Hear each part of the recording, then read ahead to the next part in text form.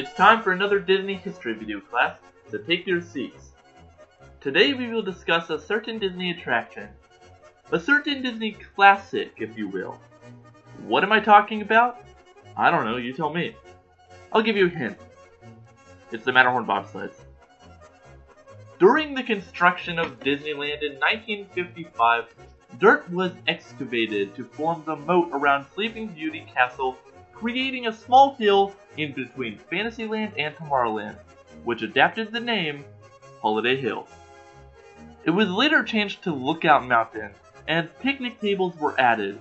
It soon became a place where you might go to have a date or get a loan.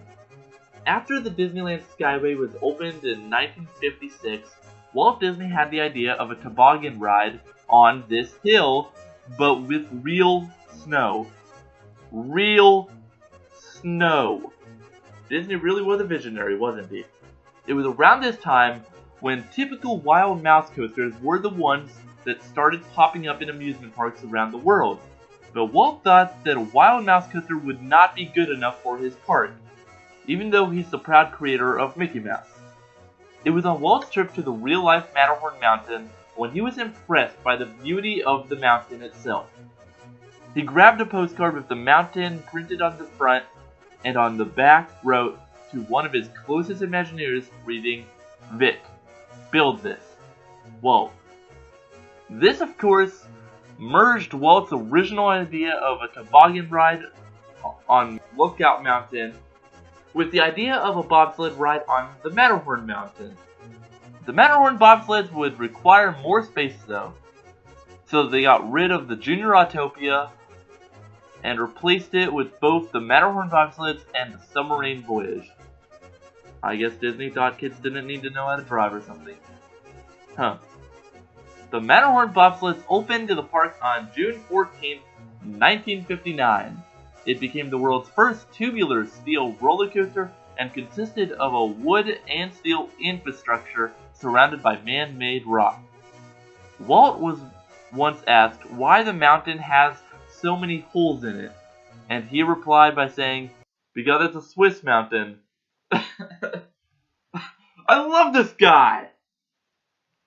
It was in the early 1970s when the ride was made part of Fantasyland.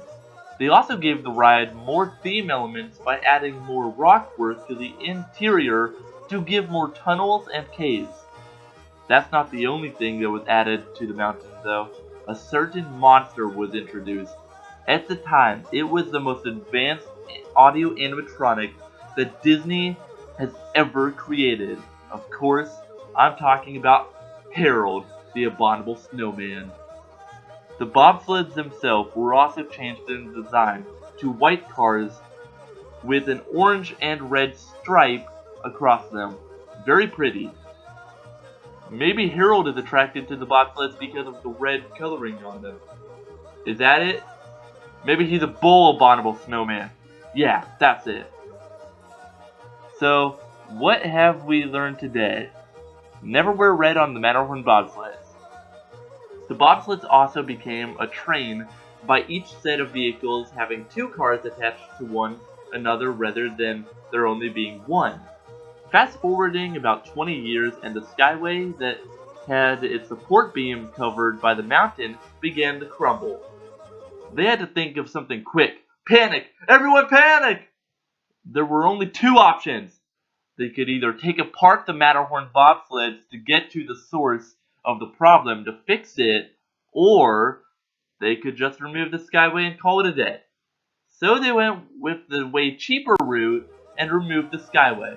They then took all the money that they saved from this decision and invested it in the Indiana Jones Adventure ride. So, it worked out in everyone's favor. As part of this refurbishment, the snow, the fake snow that is, was given a treatment to make it more realistic. Glass beads were mixed into the white paint so that the snow would now reflect light the way real snow does. I guess the mountain has a sense of fashion? Must be a female. In 2012, the ride underwent another major refurbishment. The snow once again was given a facelift to look more realistic. I guess they thought Walt couldn't make a good enough mountain? Then on January 5th, 2015, the ride was closed yet again for another refurbishment, planned for the park's 60th anniversary. It reopened May 22nd, 2015, with new special effects and updated animatronics. Harold has never been scarier. He has never been with smoother and more fluid motions. He has never made you want to wet your pants more. The newly updated Harold is terrifying.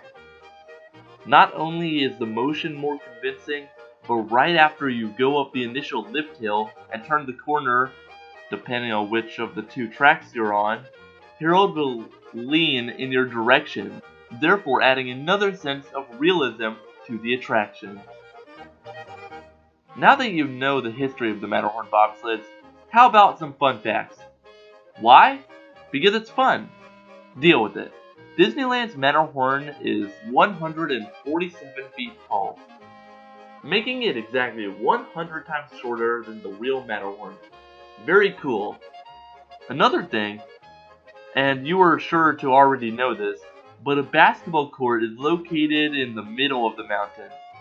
Its sole purpose was to be sort of a break room for the mountain climbers who summited the Disney mountain every day. Super cool. Here's one that you probably didn't know. The wood superstructure used under the rock theming has enough wood to build up to 300 homes. Glad to see what you're doing with your time, Disney.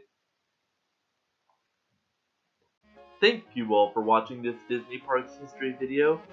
So feel free to leave a comment letting me know what Disney attraction you want to hear me ramble on about next. But with that being said, subscribe and share this video with your friends. Do it or Harold the Abominable Snowman will hunt you down. Thank you and have a magical day. Goodbye.